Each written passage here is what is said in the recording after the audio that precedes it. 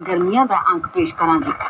श्री दरबार साहिब अमृतसर तो शब्द कीर्तन का सीधा प्रसारण शाम 4:30 बजे, गुरबाणी विचार शाम 6:30 बजे देहाती प्रोग्राम च पंजाबी नाटक पेश करांगे धरती नूं बुखार।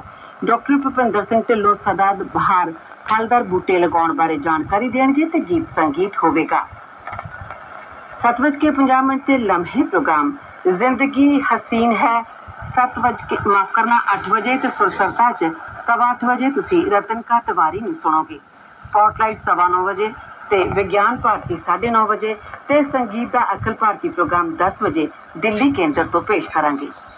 असी आकाशवाणी दे जलंधर केंद्र तो बोल रहे हैं। 6:55 हो रहे ने संस्कृत समाचार। इयम् आकाशवाणी संप्रति निधि झा।